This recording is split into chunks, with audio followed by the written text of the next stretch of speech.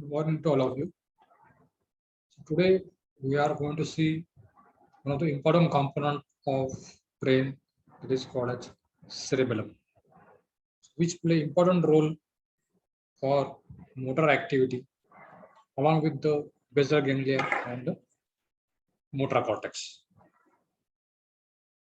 In that lecture, we are going to see what are the physiological anatomy of the cerebellum, what are the different deep cerebral nuclei present in the cerebellum, which are helpful for different neuronal activity,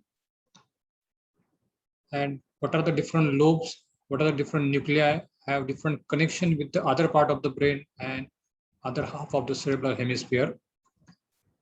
Then what are the functions of the cerebellum and applied aspect. What are the disease or what are the different tests to check the whether cerebellum is normal or not. So let us see, you can see that this portion is also called as little brain, that is called as cerebellum, which have connection with the pons, that is, it is present on the dorsal axis of the pons, midbrain, and medulla. And this midbrain, pons, and medulla is attached to the cerebellum with the help of peduncle, that is called as superior cerebral peduncle, middle cerebral peduncle, and inferior cerebral peduncle, respectively, midbrain, pons, and medulla. As cerebellum and basal ganglia is important for the motor activity along with the motor cortex, what are the main differentiating point between the cerebellum and the basal ganglia? About the basal ganglia, in the last lecture we have seen it receives the input from the most areas of the cortex. That means prefrontal area, primary somatosensory, primary motor area, premotor area. While here cerebellum input is more restricted. That means it is mainly arising from the some components of the brainstem. Why? Because it is connected to the midbrain, pons, and medulla by superior cerebral peduncle, middle cerebral peduncle, and inferior cerebral peduncle. That's why the connections are from that brainstem area. Output is from the basal ganglia. It reaches up to prefrontal and motor area. That is, it is widespread area. While here it is only restricted to the premotor and motor cortex. Basal ganglia have few connection with the brainstem, while as the cerebellum is present on the dorsal axis of the brainstem, that's why it have rich connection with the brainstem. What basal ganglia do not receive somatosensory information from the ascending tracts, while here it receives the several somatosensory pathways.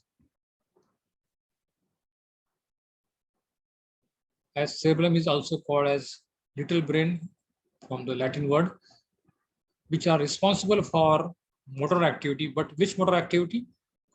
Coordinating muscle activity, timing and sequencing. This is very important function of the cerebellum. Timing and sequencing of that particular motor activity. At what point you should be change the direction of that particular movement, voluntary movements. Monitors, like for example, in the writing and typing, at that time, timing and sequencing are very important. If there is a loss of damaged cerebellum, it will lead to the involuntary movements or that there is no coordination of that particular movement. It monitors and makes corrective adjustment in the activity initiated by mainly the basal ganglia and the motor cortex. So correction, if that particular movement is not proper, that correction is done by this cerebellum. It compares the actual motor movements which are delivered by or which are guided by the motor cortex and the basal ganglia with the intended movements and makes the corrective changes. So correction and comparison of that particular intended movements and actual movement is done by the cerebellum. Especially vital during the rapid muscular activity like running, typing, and piano, playing a piano. So this is very much important function of the cerebellum, mainly comparative function, corrective function, and the coordination. So like this, it is present on the dorsal axis of the midbrain, pons, and medulla, and have connection with the superior cerebral peduncle, midbrain, middle cerebral peduncle, pons, and inferior cerebral peduncle with the medulla. So what are the physiological anatomy of the cerebellum? it is, as the cerebellum is present on the dorsal aspect of the midbrain, it is also called as silent area. Now, why it is called as silent area? Because when there is a stimulation of the cerebellum nuclei or stimulation of the cerebellum part, there is a no motor movement take place. But when there is a damage to the cerebellum take place, at that time there is an involuntary movement occurs. And that's why it is called as silent area. Its weight is around 10% of the cerebral cortex. Neurons are 3.6 times more as compared to the neocortex. It's a large folded area, and that's why it is also called, it consists of different folds, also called as folia. When you unfolded that particular cerebellum, it is around 1 meter long and 5 centimeter wide. It have two surfaces, two hemisphere, right cerebral hemisphere and left cerebral hemisphere, three fissures, that is primary, horizontal, and posterolateral fissure, which separate out the different lobes of the cerebellum, which are three lobes. Two cerebral hemisphere, right and left cerebral hemisphere, and having a median worm-like structure that is called as vermis. So these are the two surfaces, that is the superior surface and the inferior surface, which are separated by this vermis area. Now the three lobes, anterior lobe, posterior lobe, and third is called as flocculonodular lobe. This and three fissures, primary fissure, posterolateral fissure, and one is horizontal fissure. Now this primary fissure separates out anterior and posterior lobe. That means in front of primary fissure, there is an anterior lobe. That means anterior lobe demarcation is the primary fissure, while posterior lobe is present between the primary fissure and the posterolateral fissure. While horizontal fissure, not shown in this diagram, it separates out the superior surface and the inferior surface. It is called as horizontal fissure. Okay, so this is about the two surfaces, superior surface and inferior surface, three lobes, anterior lobe, posterior lobe, and flocculonodular lobe, three fissures, that is a primary fissure, posterolateral fissure, and one is horizontal fissure. So as I have told you that anterior lobe is present in front of primary fissure, posterior lobe is present between the primary and posterolateral fissure, while flocculonodular lobe present behind the posterolateral fissure, and horizontal fissure which separates out the superior and inferior surface. Now in this diagram, you can have all the components of anterior, posterior, and flocculonodular lobe. So this anterior portion, 1, 2, 3, this is called as anterior lobe, and it have three components, that is called as lingula, anterior part. This is a lingula, this is a central lobule, and this is a culmen, LCC, that is lingula, central lobule, and culmen. These are the components of anterior lobe. While this whole component is called as posterior lobe, largest component, posterior lobe. It have declive, folium, tuber, pyramis, and this last portion is called as uvula. Okay, so declive, folium, tuber, pyramis, and uvula. These are the components of the posterior lobe. While third lobe, that is called as flocculonodular lobe, having only single components, that is called as nodule. Okay, so these are the all components of anterior lobe, posterior lobe, and flocculonodular lobe. You may have MCQ on this. Declive is a component of anterior lobe, posterior lobe, flocculonodular lobe. So you should know the what are different components of anterior lobe, posterior lobe, and the flocculonodular lobe. Again, with another cross section, anterior lobe, posterior lobe, and the flocculonodular lobe, how they are connected with the pons, brain, and medulla. Again, with different figure. These are the anterior lobe, posterior lobe. Now here, when you take a cross section, there are different nuclei present in the cerebellum. There are 4 types of nuclei from lateral to medial. This is the middle side. Lateral to medial, we have dentate nucleus. This is a dentate nucleus. This is an emboliform nucleus. This is globus nucleus and fastigial nucleus. So from lateral to medial, you are having dentate, emboliform, globosus, and the fastigial nucleus. Okay. So on both sides, right cerebral hemisphere and the left cerebral hemisphere, you are having all the 4 type of deep cerebral nuclei. The second classification is depending on evolution. They have archicerebellum, paleocerebellum, and the neocerebellum, which is the oldest. Archicerebellum is oldest. They found out only floccular lobe and the lingula. Again, MCQ. The archicerebellum includes which components? That is a floccular lobe and the lingula. Paleocerebellum, which is older in evolution, which includes the entire anterior lobe except lingula, which is a archicerebellum, and part of posterior lobe except pyramis, uvula, and that is a no, not except that is a pyramis and uvula, including the pyramis and uvula. Neocerebellum, which is the newest in origin, which includes the entire posterior lobe except pyramis and uvula, which is a components of paleocerebellum. So this is a called as phylogenetic division based on evolution. So in this diagram, again, from starting from the lingula, the nodule, lingula, then central lumen, central culmen, then declive, tuber, pyramis, uvula, and nodule. These are the different components of cerebellum. About phylogenetic origin, you can have archicerebellum, paleocerebellum, and neocerebellum. Okay, this component in neocerebellum, archicerebellum involves this nodal components and lingular components. Now, third is functional division. According to the function of the cerebellum, different parts of the cerebellum have different function. The center portion also called as spinocerebellum because it have main connection with the spinal cord, and it may or it is most important in motor execution of movement. That is spinocerebellum. While vestibulocerebellum, that is this floccular lobe have most of the important connection with the vestibular apparatus, and that's why this component is mainly involved in balancing and eye movement.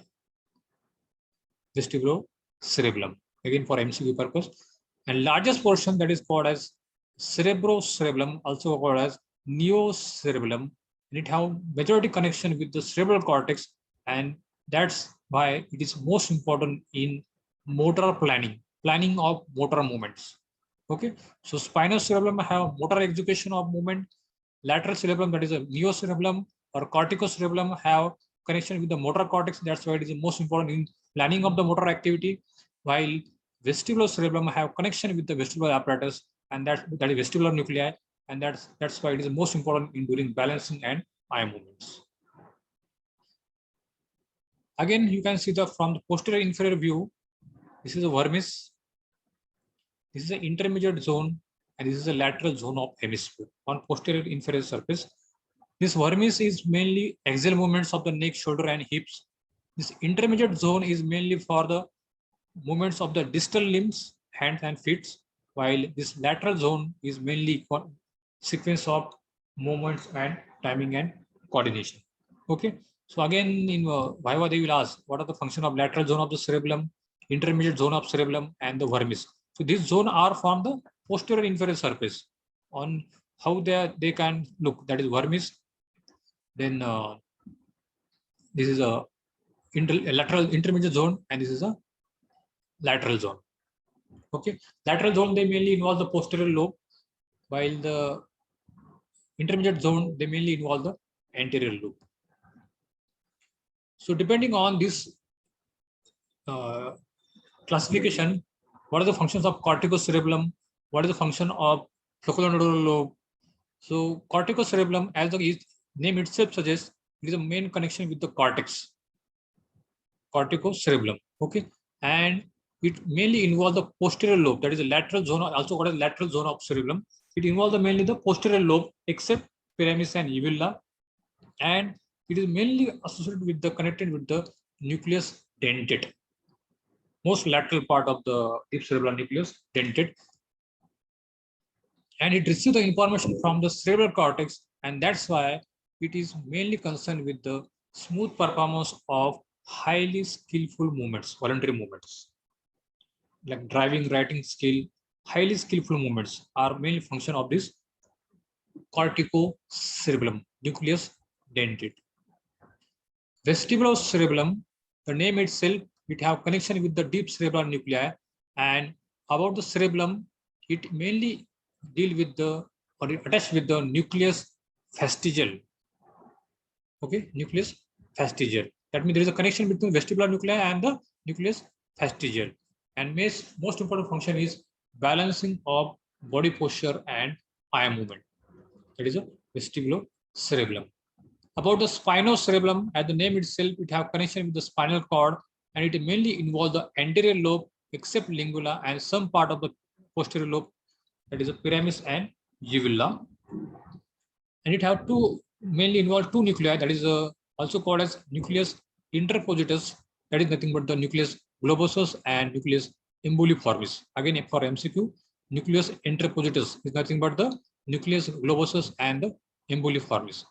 And it mainly concerned with the control of axial movements, that is trunk movement, shoulder, then hip, and limb muscles, which involved in the postural reflex.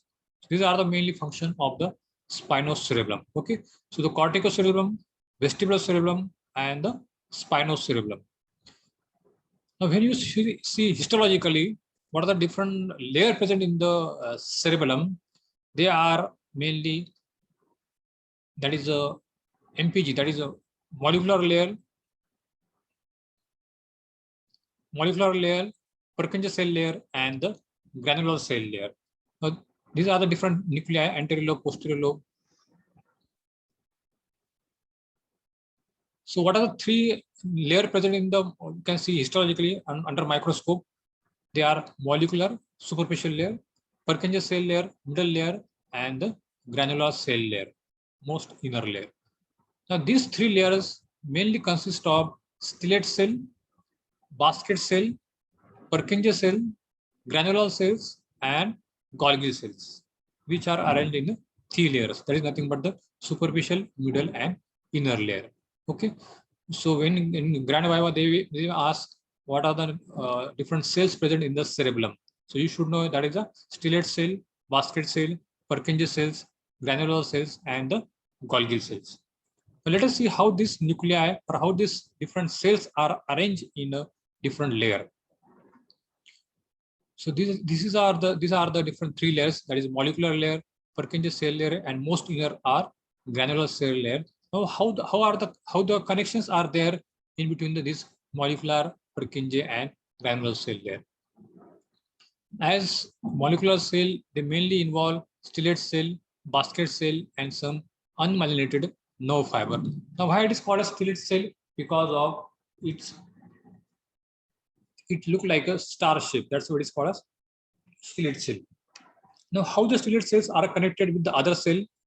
Now, you know that each and every neuron have cell body, axon, and dendrites. Okay, so that's why stellate cell is also having cell body, dendrites, and axon. About the dendrites synapse with the parallel fibers of granular cell dendrites, while axons, single axon, which synapse with the dendrites of Purkinje cells. I will show in the diagram so that you can understand. Just remember that dendrites synapse with the parallel fibers of granular cells, and axon synapse with the dendrites of Purkinje cells. Basket cell, now why it is called as basket? Because it forms a basket around the Purkinje cells, and that's why it's called as basket cell. So each basket cell or each basket cell have around 70 Purkinje cells. And different nerve fibers present in the molecular cell layers, they are nothing but the parallel fibers of granular cells, dendrites of Purkinje cells, climbing fibers which are arising from the inferior alveolar nucleus, which are the nothing but the part of the medulla. So you can see in this diagram, these are the three layers. Okay, starting from the molecular layer, granular cell layer, ganglionic layer, and the granular cell layer. Also, granular cell is also called as Purkinje cell layer. And last one is granular cell layer. How the different cells are present? You can see this is star shaped stellate cell. Then this is a Purkinje cell. This is a granular cell. So these are the main four cells. That is stellate cell, basket cell. But you can see that how the basket cell form basket around this Purkinje cell. This is a Golgi cell. This is stellate cell. This is a Golgi cell. This large one. This is a Golgi cell. And what are the input for the cerebellum? They are nothing but the mossy fiber and the climbing fiber. Climbing fiber are nothing but the from the input from the inferior olivary nucleus of the medulla. While mossy fiber nothing but the other than inferior olivary nucleus. What are the other input? What are the another afferent? They are coming from the maybe from the thalamus or maybe from the spinal cord, maybe from the cortex, mainly cortex and the cortex and the spinal cord. They are mainly via this mossy fiber. Okay. So other than inferior olivary nucleus, that input are called as mossy fiber, while the input from the only inferior olivary nucleus of the medulla, that is called as climbing fiber. And that mossy fiber and climbing fiber then snaps with the send information toward the this all type of cell, Golgi cell, stellate cell, granule cell, Purkinje cell, basket cell. But how that we are going to see in the next slide. So this is a IO is nothing but the inferior olivary nucleus by a climbing fiber, while mossy fiber, that is another other than inferior olivary nucleus input. DCN is nothing but the deep cerebellar nucleus, that is nothing but the you have dentate nucleus, interpositus nucleus. Okay, that is nothing but the deep cerebellar nucleus. So you can see that this mossy fiber and the climbing fiber, they have excited. Positive means they excite the deep cerebellar nuclei. Okay, they excite the deep cerebellar nuclei.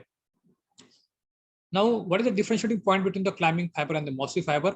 You can see that the mossy fiber synapse first I will tell you what are the mnemonic. GC, this is nothing but the Golgi cells. GC is nothing but the granular cell. BC is basket cell. PC is Purkinje cell. SC is stellate cell.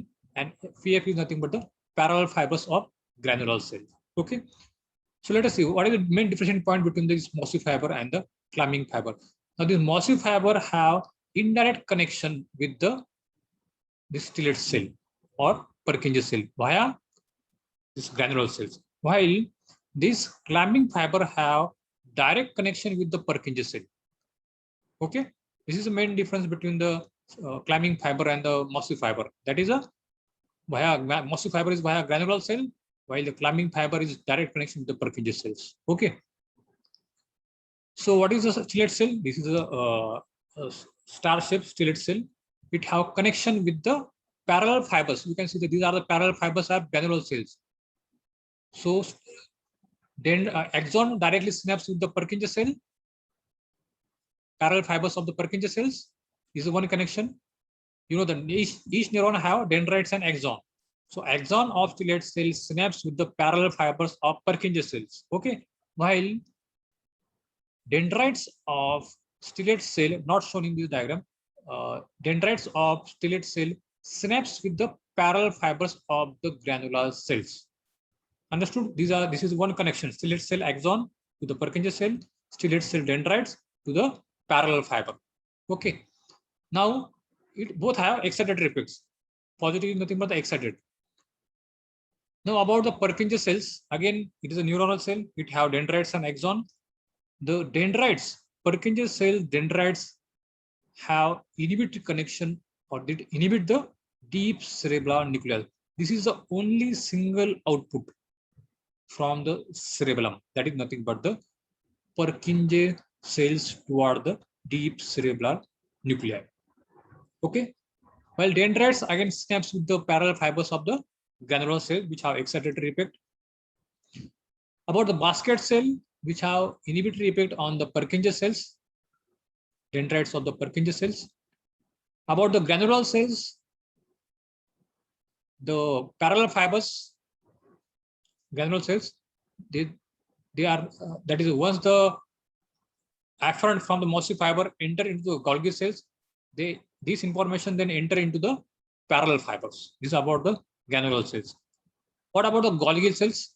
Golgi cells axon have inhibitory effect on the granule cells, while Golgi cells have again connection with this parallel fibers of the granule cells.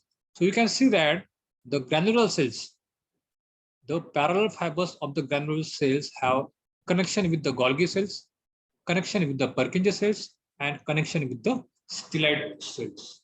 Okay, and only single output for the cerebellum is nothing but the Purkinje cells.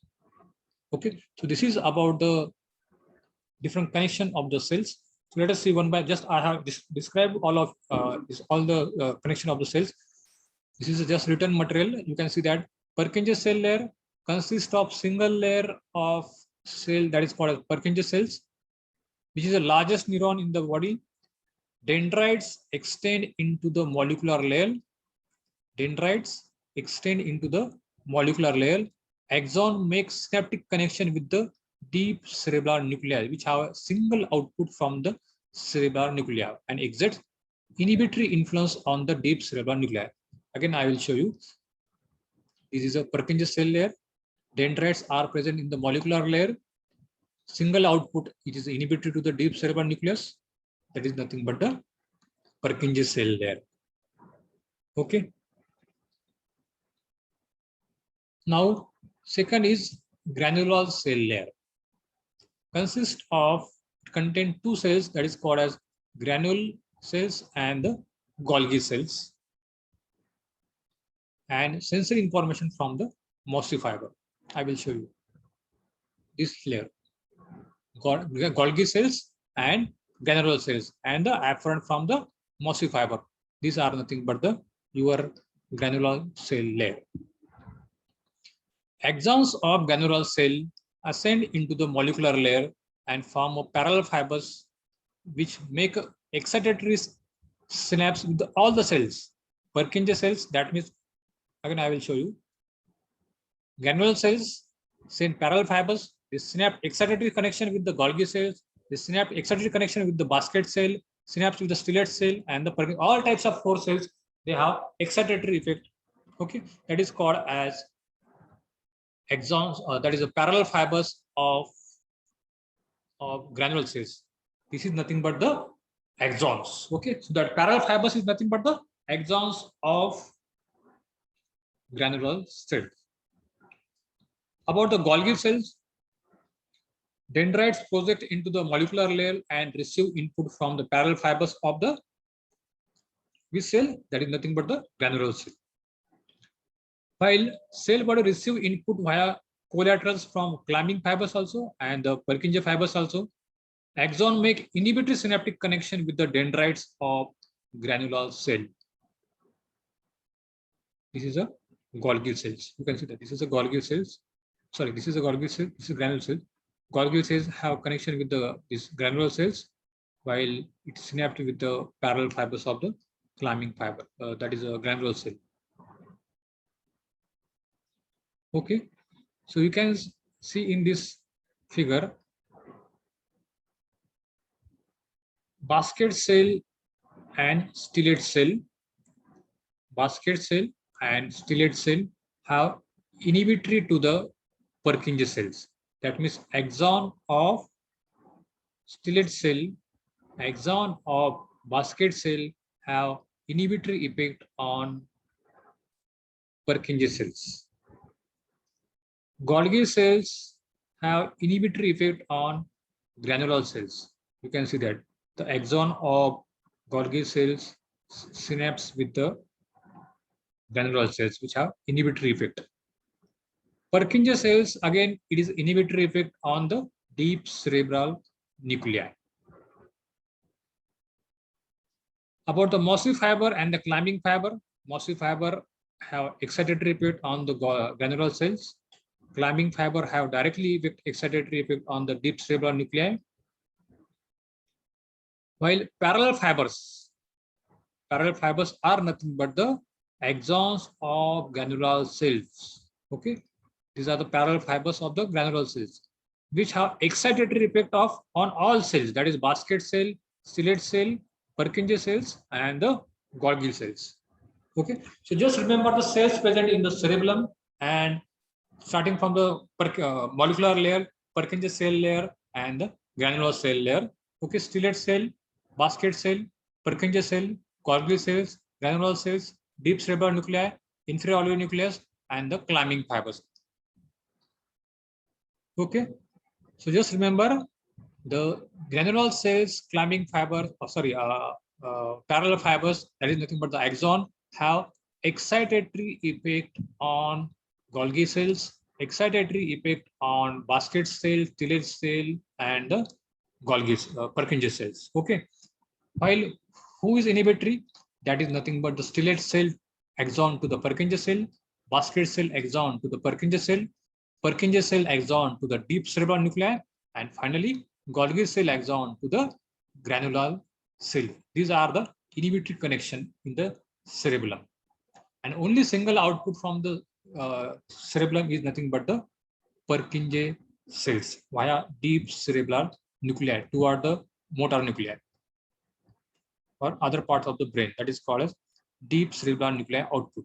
Okay, so this is about the connection or some anatomical aspect of the cerebellum. That is how the cerebellum, different lobes present in the cerebellum, how the cerebellum is classified depending on phylogenetic classification, depending on anatomical classification, depending on function.